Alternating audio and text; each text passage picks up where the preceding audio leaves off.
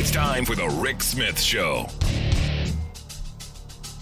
Now, here is the voice of the working class, Rick Smith.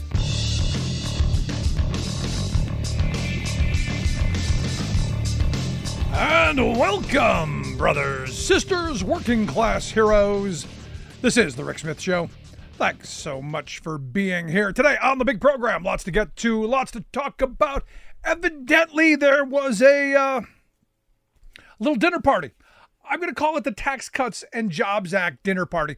Elon Musk and David Sachs, a couple of billionaires, brought together some other billionaires, some of the most powerful business leaders in the country, to David Sachs' $23 million, 11,000 square foot home in Hollywood Hills for a little powwow, a little get together, a little strategy session, little vino, a little opportunity to, slice and dice up the country for them. Interestingly enough, some of the names on there that are reported to have attended: Rupert Murdoch, the billionaire, former Fox guy; Peter Thiel. You had Steve Mnuchin. You had Travis Kalanick. You had a bunch of folks.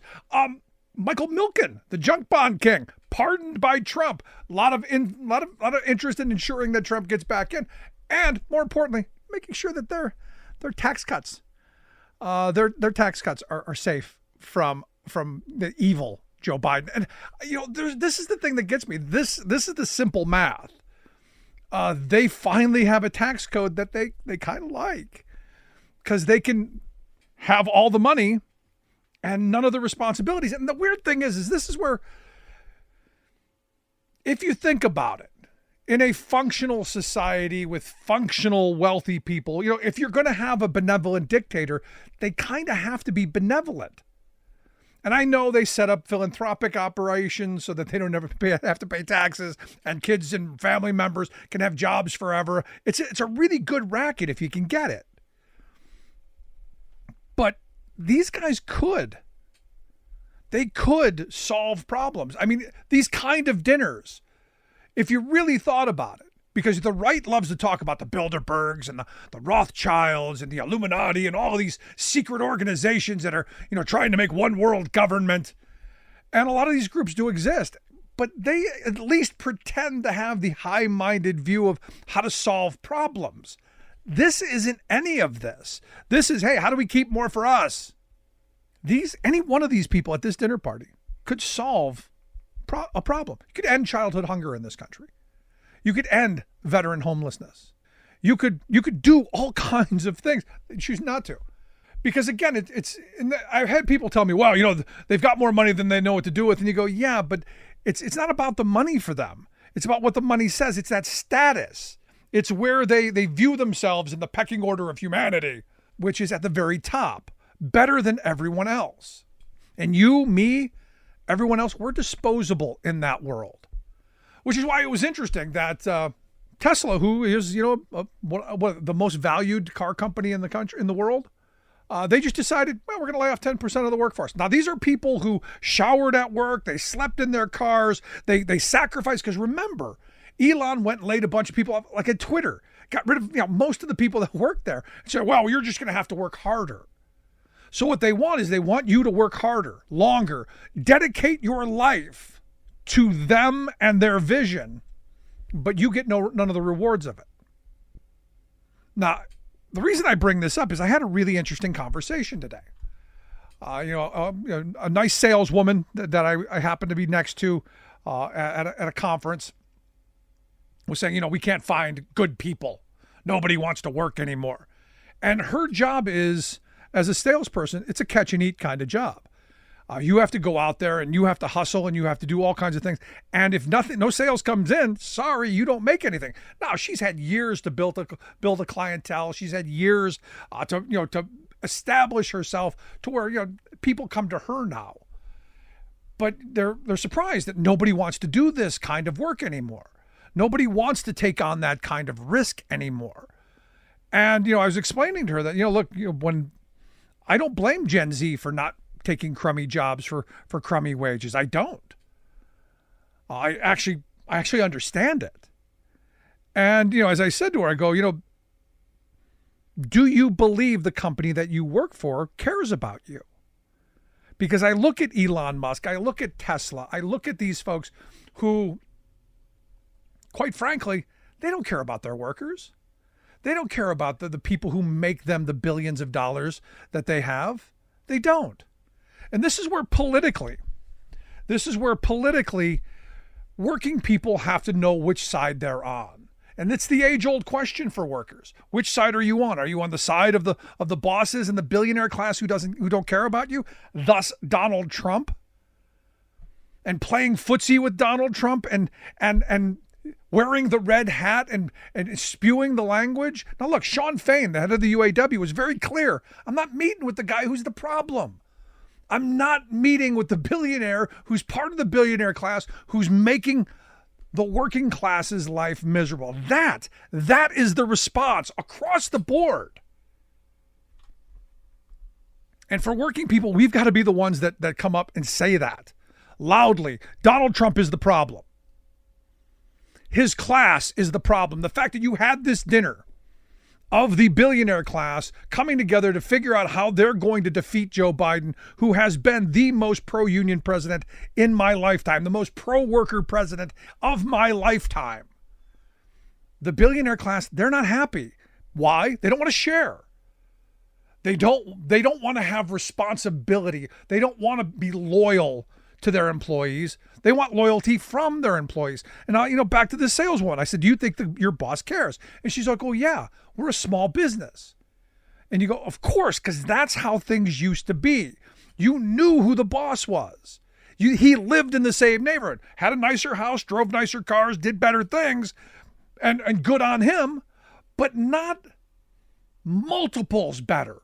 Not the kind of, hey, I'm going to go fly across the country and have dinner at an 11,000 square foot house in the hills worth $23 million and sit with other billionaires. That's not how it was. So when she said, nobody wants to work anymore, you go, no, not the way things are now. Working people do need to have loyalty and dedication from their employers as much as the employer wants from them. It's a partnership. And I go back to, again, this is why I'm such a pro-union advocate. Unions force employers to go, you know what? We don't get to keep all of the wealth. Some of it does have to trickle down. Some of it does have to be shared. Our concerns have to be taken seriously. There's a process for everything. You want to lay off the workforce? There's a process for that. Not just Elon Musk decided one day, well, you know what? We don't need 10%. The rest of you are just going to have to work harder. And that may have been great, 20 years ago, may have worked. But how many of those kind of scenarios do you get before finally you burn the workforce out? You burn society out. And I say this is where we are. Coming out of the pandemic after all of this, and especially this messaging that you working people, you're all lazy. You don't want to work anymore. And the truth is I don't want to work for poverty wages in desperate conditions. I don't. Especially when all of the benefit is going to the top 10%, to the Elon Musks, to the David Saxes, to the Michael Milkens. The question is what are we going to do about it? Going to take a quick break. When we come back, Gene Ross from the Center for American Progress is going to be here to share some thoughts on the Tax Cuts and Jobs Act of 2017. Did it live up to all of its promises? Was it the utopia that they told us it was going to be? Or was it just like every other tax cut that we've seen? Rich people getting richer? You, me, and the rest of us? Well, not so much. Quick break. Right back.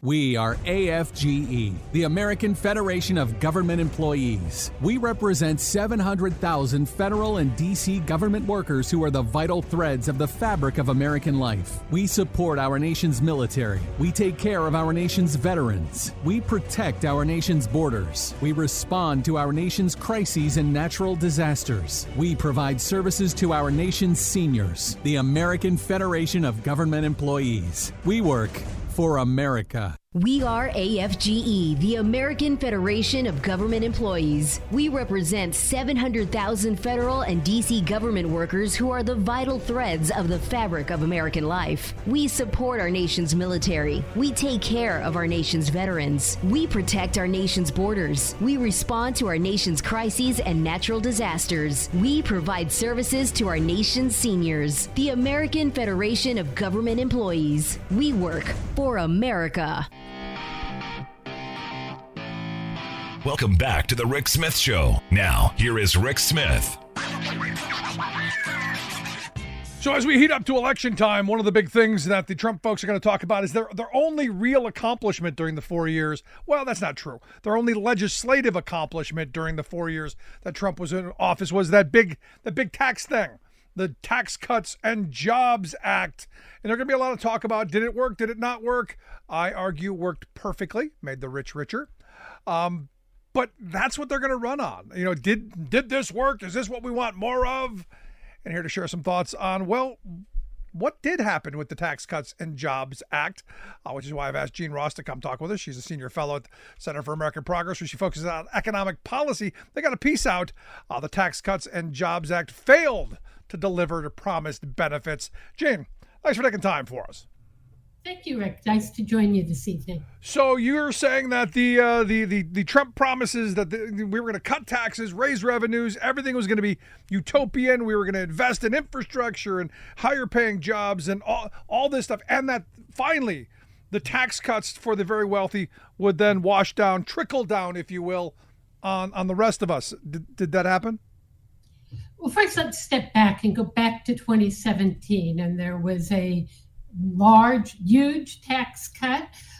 Part of it went to individuals, as you mentioned, disproportionately the wealthy, and about a quarter in terms of the size of the initial tax cut of that measure was dedicated to cutting corporate taxes. And my new paper that's out today looks at a lot of the really audacious promises that the then president and his economic advisors made about what they anticipated would be the benefits of the bill.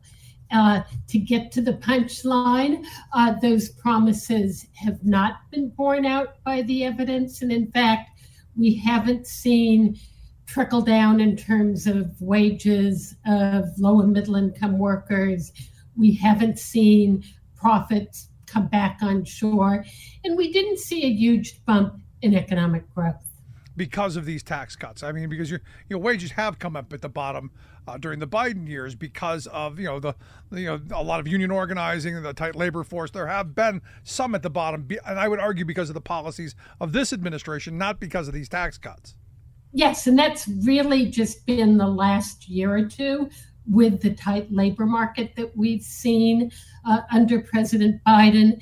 But what my paper does is really go through some really fascinating economic research that's taken advantage of all the things that researchers can do today with big data. And some economists associated, with the Joint Committee on Taxation of Congress, Federal Reserve Board, looked at actually what happened in individual firms. And they asked, did wages increase? And if so, where in the earnings distribution did we see those gains go? And what they found is that for the bottom 90% of the within firm earnings distribution, there were no benefits, no trickle down due to the tax cuts, corporate tax cuts. But what we did see is substantial boosts, the top 10% of the earnings distributions, particularly managers, executives, and certainly shareholders as well. So when they grew the pie, they took more of it. I get it. So, but here's the thing: have these tax cuts ever worked out as they were promised? I mean, my entire life, the Republican Party, their fetish has been, we got to cut taxes. We're going to cut taxes. And what they keep selling us is, we're going to cut taxes. The smart people, we're going to give them all the money because they're smart and they know what to do with it. And then they're going to grow this enormous pie, and we're going to all get some of it. That, in my view, hasn't really worked out. But in your looking at the data, looking at the research, have you found that these tax cuts have ever produced the kind of results that they claim they would? No, and a lot of the claims that we heard back 2016, early 2017, as Congress considered this bill, were sort of the standard tropes that tax cuts would pay for themselves, that we'd see economic growth, we'd see trickle down. And so I think, as you alluded to in the introduction, I think a lot of us assumed that what we have seen is exactly what would happen. But it's always go back, you need to check your facts. And I think what this paper is designed to do is to inform the debate over this bill. The individual tax cuts, the tax cuts that benefited wealthy heirs, those were made temporary in the original bill. The corporate cuts were made permanent. But I think as we begin to, and the temporary cuts expire the end of 2025, what a lot of us would like to see is for the bill as a whole, not just the tax cuts for people, also the corporate tax cuts, to be back on the table and revisited in light of the evidence over the next year and a half. Yeah, because, again, you're saying that this overwhelmingly benefited corporations and the very wealthy, because obviously the very wealthy own the corporations. Did it help the average worker? I mean, I talk to people often who believe, and it's a belief thing. It's not hey, I can point to facts and there's this. It's a belief that I'm better off because of these tax cuts, because the narrative has been these tax cuts were focused for the working class. Even though I know that's not true, but that was the narrative that was sold back then. And again, in this paper looks at the tax cuts that initially benefited corporations. But what economics tells us is that corporations pass on the benefits of those tax cuts to people, to shareholders. And in traditional economic theory, and we're getting into some advanced economics here, potentially to workers. But what this new research does is really probe deeper, and it does it with data and techniques that weren't available back when I was in graduate school.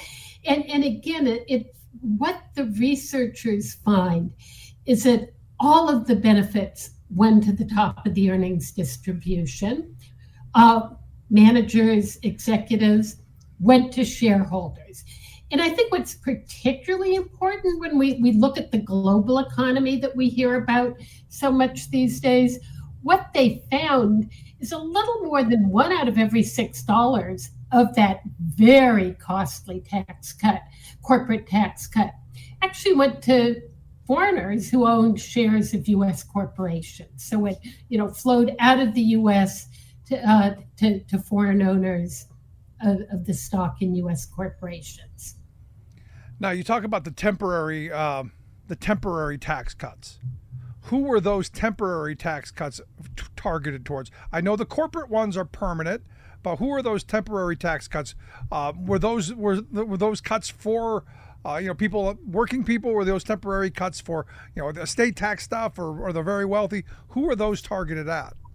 Those cuts were across the board, but the largest tax cuts went to the very top of the earnings distribution, went to the wealthiest Americans, got the largest of those tax cuts. Right. The reason I asked that, Gene, is because, I know a lot of people who say, well, I got a tax cut.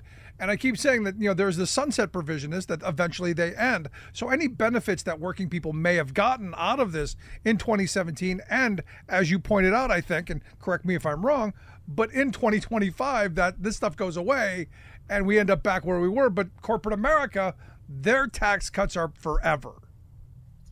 Yes, I think, and what we anticipate is that Congress is going to look very closely at that bill and decide what parts of the temporary tax cuts they want to keep and what part do they want to expire, and how do they pay for it? Because if you take these tax cuts, the so-called Trump tax cuts, the Bush tax cuts before them, those tax cuts are responsible for the entire growth in the debt ratio for the country. If you take away one-time spending for emergencies like the pandemic. So they put a tremendous burden on the federal budget, diverted revenue that could otherwise go to stabilize Social Security, make a stronger economy, pay for child care, do things that would benefit all Americans. Now, in your conclusion, you're right, and I agree. The law did, however, significantly reduce corporate tax collections, divert resources from public investments to the pockets of wealthy shareholders, executives, and high-paid workers. And as if that was, and I'm not going to put words in your mouth, as if that was a negative outcome. I argue that's exactly what it was supposed to do. This is the goal of a lot of these things, to starve the public sector of the resources that it needs to invest in roads and bridges and the things that we the people need, and to enrich, the campaign donors. This stuff seems to me to be working perfectly. Absolutely. All of the projections, Congress knew who would be the likely beneficiaries. I think they perhaps believe that somehow magically there would be growth that, again, the paper that we released today shows didn't actually occur, but absolutely. And I think it's important also for your listeners to go back. This bill was passed without a single Democratic vote through the Congress. And now, Congress will have a chance to take a second look. Well, that's because, and I know my red hat crowd will go, that's because, liberals have never found a tax that they don't like because they're tax and spend. And I go, look, I'm a big supporter of tax and spend. I believe in paying our bills. I look at this, and this is, borrowing and spending, because our spending didn't go down during the Reagan, Bush, Trump years at all. And yet our revenue collection didn't keep up. No, I mean, this was a tax cut that wasn't paid for itself, was never intended to pay for itself, and has pushed the deficit higher. Have any of these tax cuts really been paid for? Yeah, we've seen some smaller ones that have been, but in general, I think it's no. The answer is, in general, for the big waves of tax cuts, the Bush tax cuts, the Trump tax cuts, absolutely not. Because the reason I bring this up is, we're told that, we can cut taxes. It's kind of like, we can have cake and eat it too. We can cut taxes, we can continue to spend, and everything's going to work out because by cutting taxes, we're going to raise revenue, which seems weird. But in some mental gymnastics, they've gotten a lot of people to believe it. And I'm just trying to make sure that I'm on the right page, because that math never added up for me, even though it's what we've been sold. And it hasn't added up for the federal budget. So where do we go with this information? What are you hoping people take from this in the move forward to write our tax? Because good look, I think a lot of people are concerned about the federal budget, the deficits and the debt. And look, we still need things. We need roads and bridges. We need to fund our military. We need to do a lot of things. Where is there a path forward in this? Is there a prescription that you're relying on that will help us maybe go in the right direction? I mean, there is a path forward. I think lawmakers don't want to see all of the temporary tax cuts, the ones for lower and middle income families, to expire. So that will be a forcing event, the expiration of the tax cuts for people. And I think the big question is now, can we, through good public policy arguments and persuasion, bring Congress to the table to look at the full bill? And what are the outcomes of that debate? Can we use the expiration of the 2017 tax cuts to actually build a more fair tax code, one where the highest income people pay their fair share of financing government? Can we look at things like extending the expanded child tax credit, such as the one we had in 2021, which did so much to stabilize families, improve their economic well-being, lift children out of poverty? So we have a big opportunity over the next year and a half to look at our tax code, both the one that applies to individuals, also to businesses, and how do we make sure that we have the money we need to pay for infrastructure, Medicare, Social Security, and our pressing national priorities. Yeah, I mean, you look at budgets, they're a moral document, and the fact that a lot of them, based on what side you're on, one seems fairly immoral. And you brought up the child tax credit, and nothing makes me angrier than the fact that they forced that to expire, and in the worst possible time, right after Christmas, they ripped away that small amount of money from families. It's just and doubled childhood poverty in this country. It's infuriating. And again, I think those are the kinds of trade-offs that Congress needs to consider over the next 18 months. And in fact, the police are coming right now to go get those people. Sorry. Or at least I hope. No, look, at the end of this, and I've said this before, look, I was a kid growing up in a housing project on the west side of Cleveland. I grew up in poverty. So the thing is, I didn't know there was a better way. We didn't have food at the end of the month. You wouldn't know it by looking at me now. But we went through some of that stuff. So I know what that's like. But I can't imagine what it would have been like as a kid had you shown me that there was a better way, that there was an option, that there could be food at the end of the month, that you could have security in knowing that you're not going to get evicted because you fell behind on the rent, or you're not going to get the lights turned off because you got this little bit of money to help you through, and then to have it ripped away. The cruelty of that that stings.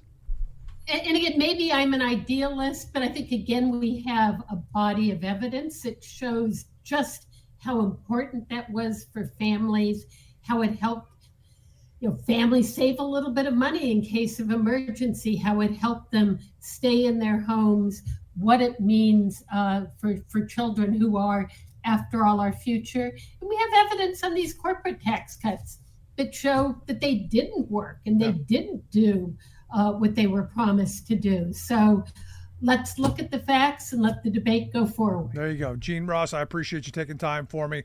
I hope folks will take a look at the report. The Tax Cuts and Jobs Act failed to deliver promised benefits. We'll get links out from the Center for American Progress's website. Gene, thanks so much. Appreciate it. Thanks so much, Rick. Want to hear your thoughts? Email me, rick@thericksmithshow.com. I'm going to take a quick break. Right back. Stick around.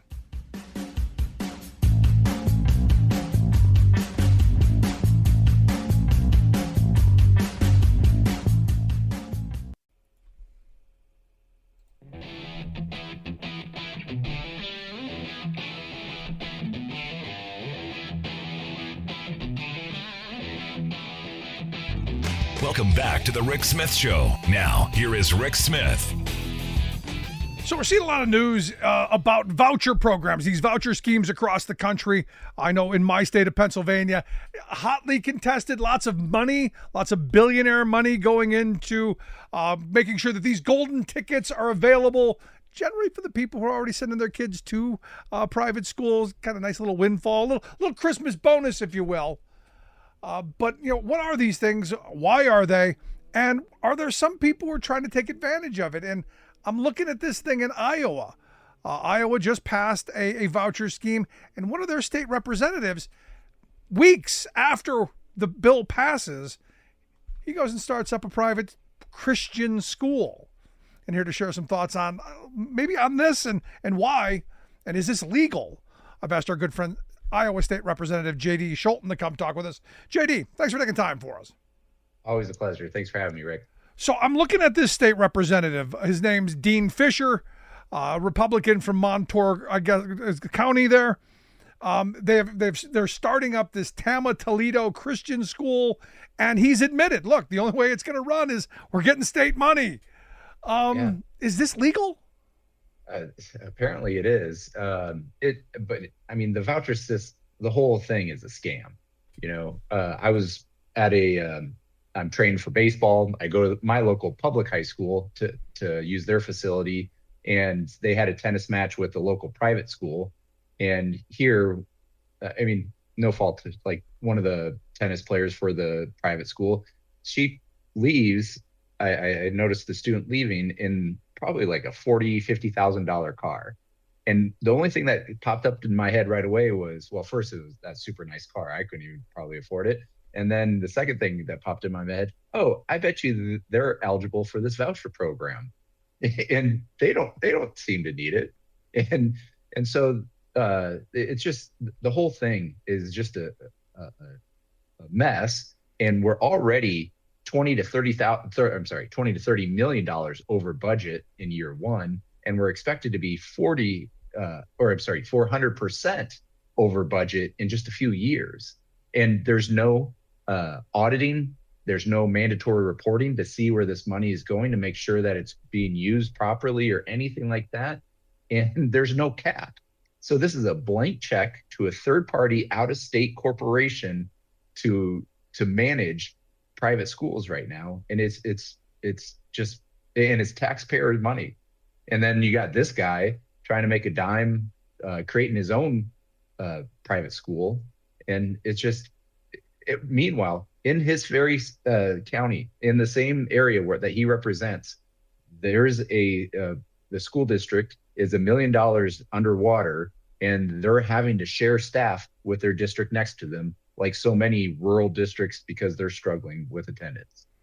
See, this is one of those things that I think is for Democrats to go into rural communities and talk about they're destroying your local public schools. They're destroying that thing that brings communities together on Friday nights and brings them together of having some shared community.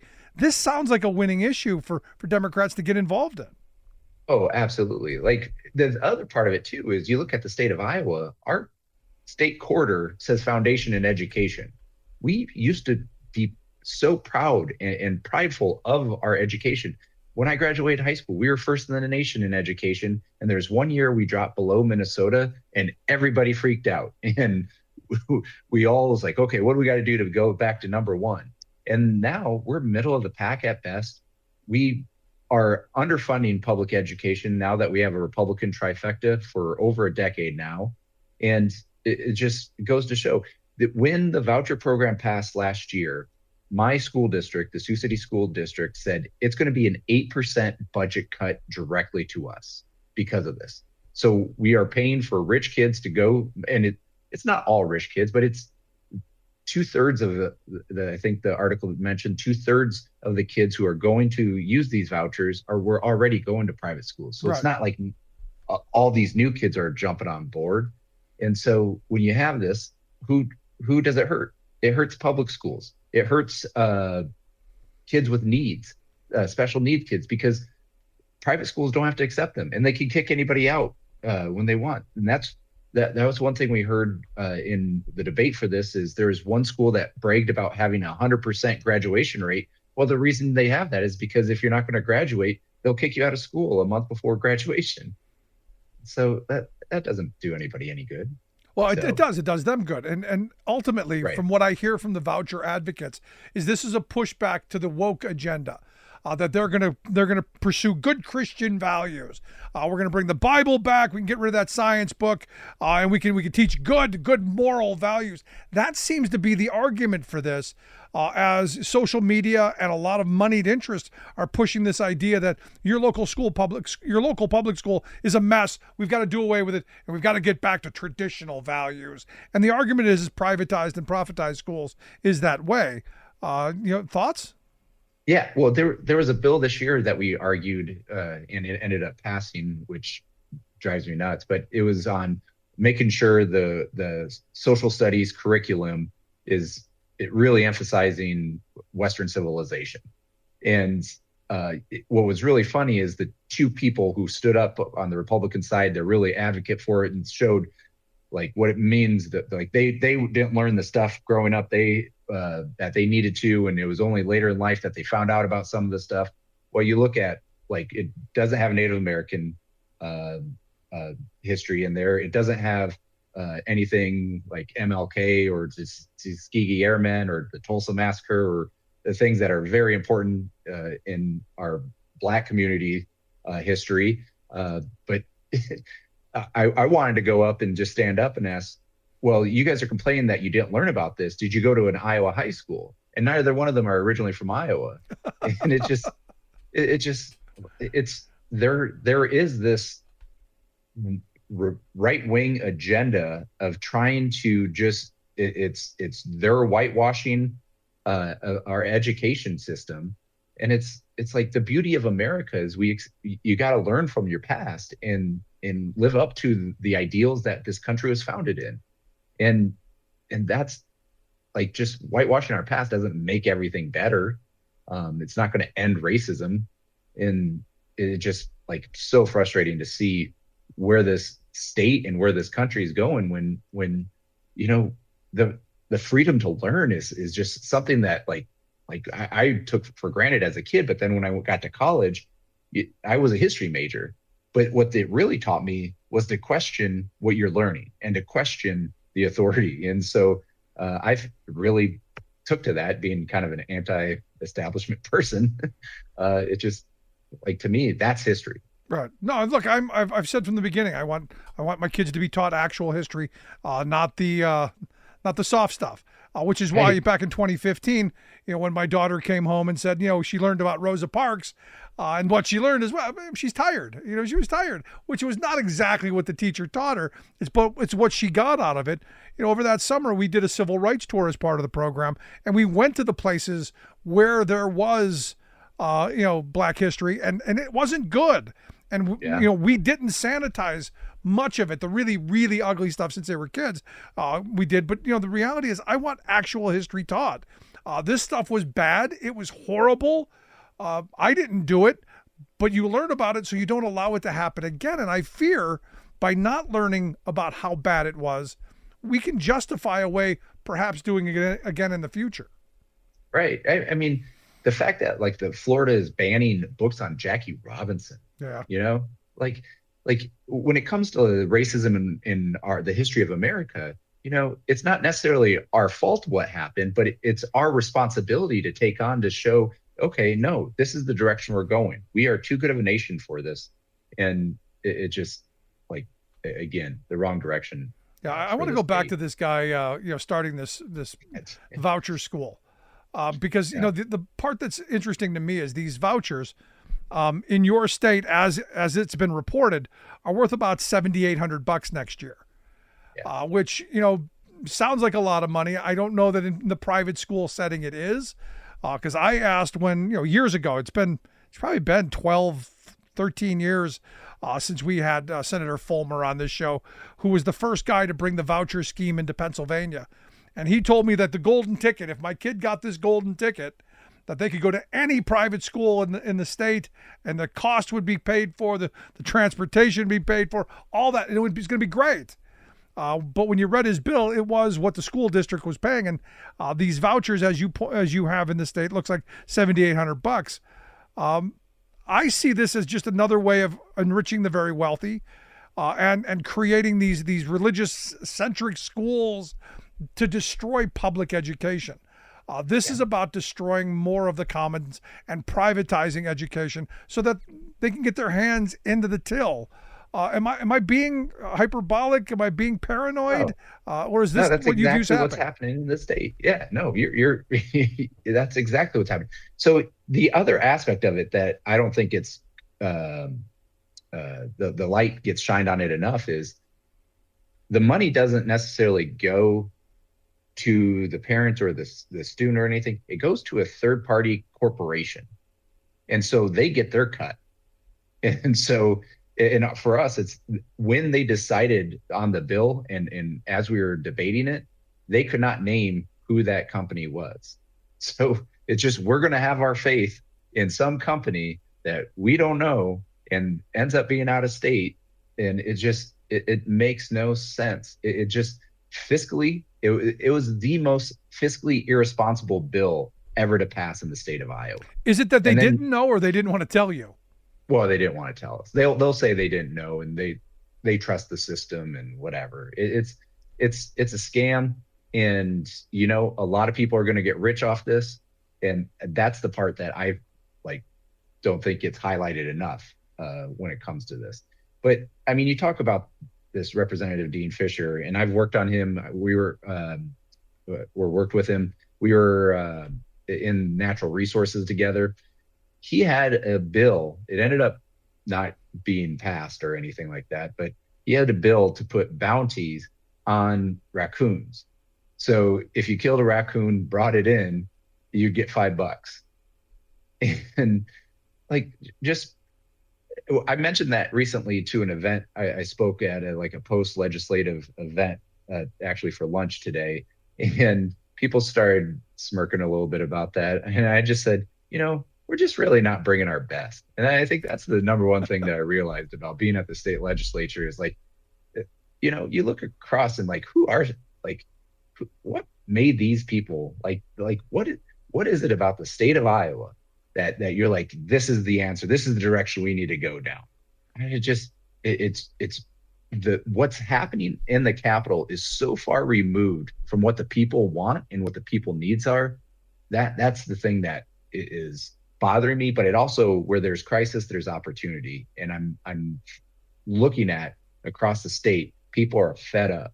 And so I'm hoping the Democratic Party can really get back to its roots, go door knocking, go person to person, town to town, home to home, and just really start getting the message out there and start winning back some of these seats. So, but what do you say then? Because I've heard this, this voucher thing, this privatization move has to happen because the public schools have just gotten too woke. They're too liberal. The teachers are leaving Kevin cat boxes in the bathroom and teaching all that stuff to kids.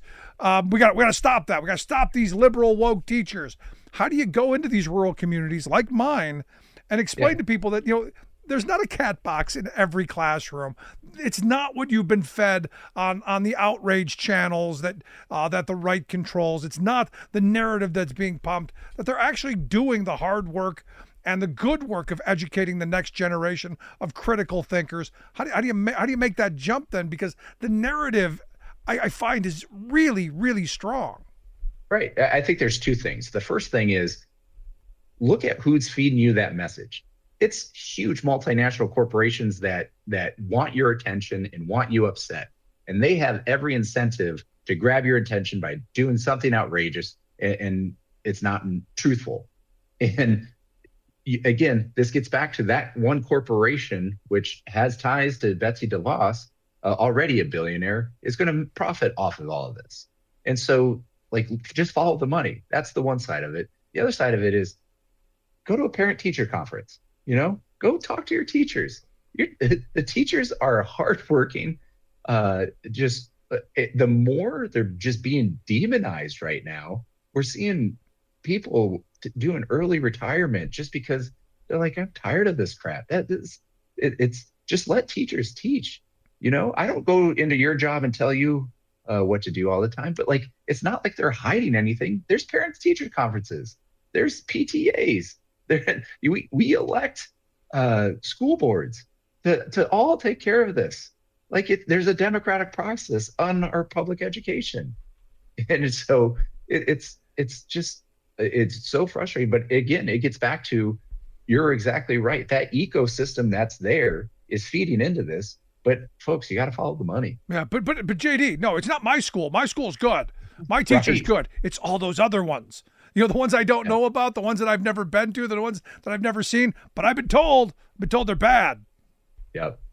Exactly right. It's crazy. It's crazy where we are. And there's part of me goes, maybe they're right. I look at all these people who have bought into this stuff. Maybe our education system does need to teach more critical thinking. Well, here's the thing that we're seeing you're seeing this all across the nation. Republicans are for free speech unless it's some sort of left free speech.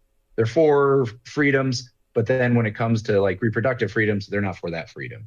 And it's just, they're picking and choosing And it's not okay, we're for this regardless. It's picking and choosing and really just dissecting what they really want. And it's this one day, it's this another day, it's this another day.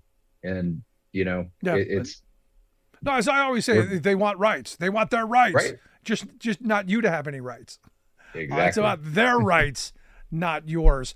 So last question I've got, how big of an issue do you think this is across the country, and what should voters think about come November? I think we had two very in the last 2 years, my 2 years in the legislature, and we were all in the House for re-elections here in November. The voucher is one of, like I said, it's the most fiscally irresponsible bill ever passed. So any Republican trying to run on fiscal responsibility that was in the House or the Senate and voted for this bill, they are not fiscally responsible whatsoever. The other thing we had was the AEAs, the area education agencies. Each state's a little different, but this just supplied, it helped with special education. For me, when I was growing up, I had frequent ear infections that caused me to have a speech impediment when I was young. And before I got to school age, I went to an AEA. They got me with a speech therapist that got me to the appropriate age development. That ended up helping me get into school, and they completely dismantled it. And nobody asked for this. And we got thousands on both bills. We got thousands of emails. And with the vouchers, I mean, kids who already go to private schools, there's a few, like the Catholic schools were really for it. And so we got maybe 3 to 5% of our emails were supportive of it. But when it came to the AEA bill, we got over 5,000 this year emails, and not one of them were for it. So add that up all together, people are feeling this. And so I think it's a huge deal, and it's a huge opportunity for Democrats to win back seats at the state level here. No, I'm right there with you. J.D., I appreciate the time. Keep up the good work. I look forward to talking to you again real soon. Always a pleasure. Thank you. Our good friend J.D. Scholten, Iowa State Representative. I want to hear your thoughts. Do you have these schemes in your neck of the woods? And anybody who has them, who's in favor of it, I want to hear from you. Email me, rick@thericksmithshow.com. Quick break. Right back.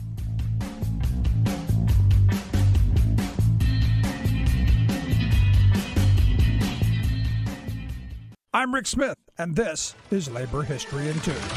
On this day in labor history, the year was 1886. That was the day that workers throughout the United States walked off their jobs in a coordinated, planned effort and demanded the 8-hour day. What made this strike truly revolutionary was that the workers were not asking for reduced pay for reduced hours. They wanted their pay level to stay the same. Chicago labor activist Alan Parsons explained this that March for the Chicago Daily News, saying, quote, "The movement to reduce the work hours is intended by its projectors to give a peaceful solution to the difficulties between capitalists and laborers. I have always held that there were two ways to settle this trouble, either by peaceable means or violent methods. Reduced hours, or 8 hours, is the peace offering. Fewer hours mean more pay. Reduced hours is only the measure of economic reform which consults the interests of the laborers as producers, which can only be acquired by possessing and consuming a larger share of their own project.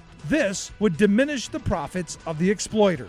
That first day of May, tens of thousands took to the streets in Chicago, and an estimated 300,000 protested across the nation, marching for the 8-hour day. The strike met with early success, but then 3 days later, an unknown person threw a bomb at a workers' rally in Chicago's Haymarket Square. The government crackdown against the 8-hour movement was quick and harsh. 8 men stood trial in Chicago for the bombing. 4 were martyred despite a lack of evidence tying them to the bomb. But the idea of the 8-hour day was not so easily crushed. It spread not only in the United States, but across the world. Now, more than a century later, May Day, this day, is the International Workers' Holiday. Like what you hear? Check out more at laborhistoryin2.com.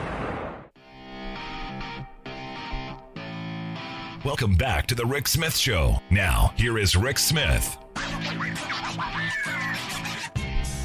This story out of Iowa is it's just heartbreaking because, as J.D. pointed out, Iowa had one of the best education systems in the country several years ago, and now you get these right-wing zealots who are in there. Who look, I love the way you put it. We're not sending our best and brightest because who are these people? Well, they're the folks who could raise the money.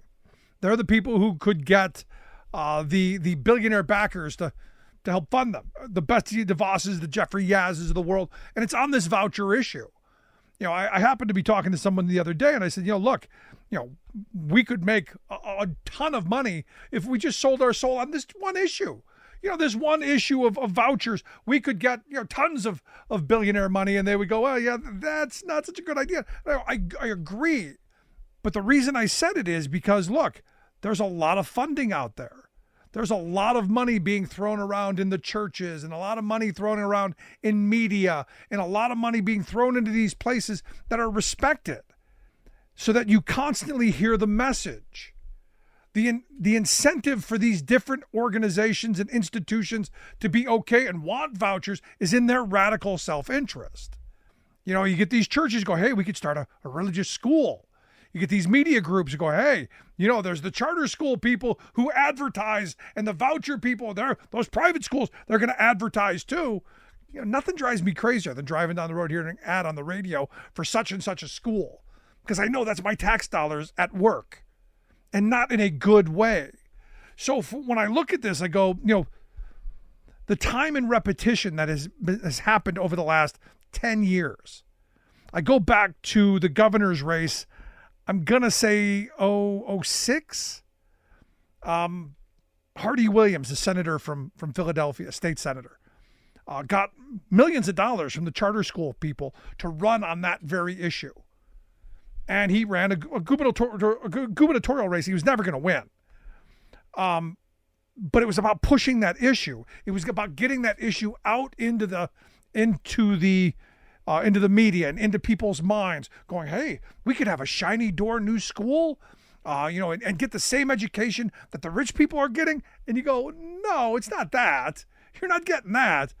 You're going to get shiny doors and uniforms and strict discipline, but you're going to get creaming, which is, if your kid can't keep up, well, we're going to keep them long enough to get the money and then send them back to the underfunded public school without actually doing anything to make their lives better. Or we're going to push them into cyber charters and all of the craziness that's happened and the criminality that's happened in that world.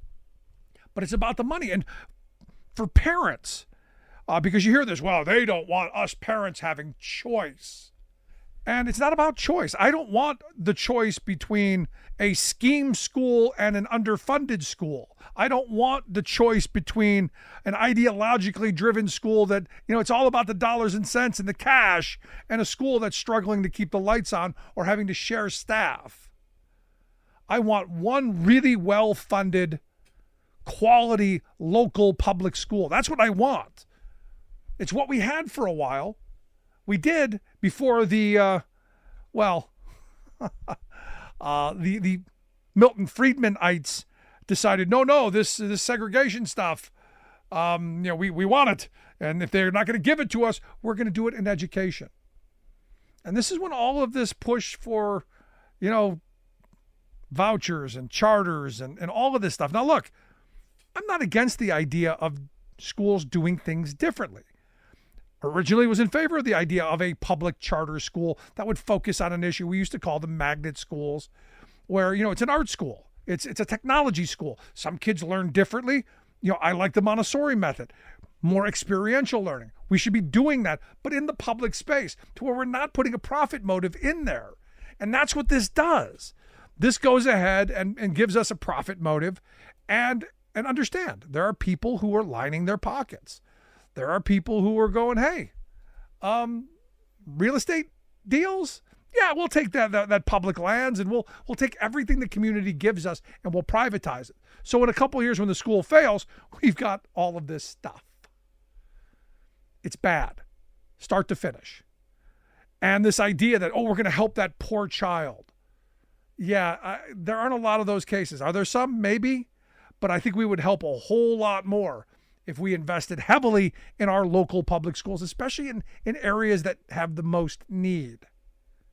maybe a funding formula that took poverty into account, and a little bit more would go to those schools. But I know we can't do that because, well, the narrative. Those are woke, liberal, failing schools. We need shiny doorknobs and discipline. I got to tell you, it's a frustrating place that we're in. And for me, as I've said, I want a good, well-funded local public school. And this is, I got to tell you, I think this could be a winning issue in the rural communities where the school is the center of that community. Having money taken away and seeing art programs and music and physical activities taken away, I think Democrats, if they do this right, this could be their issue for the next election. Want to hear your thoughts? Email me, rick@thericksmithshow.com. Miss any portion of the program? Grab the podcast or go to freespeech.org and find the video. But as always, appreciate you being here. We'll see you back here next time.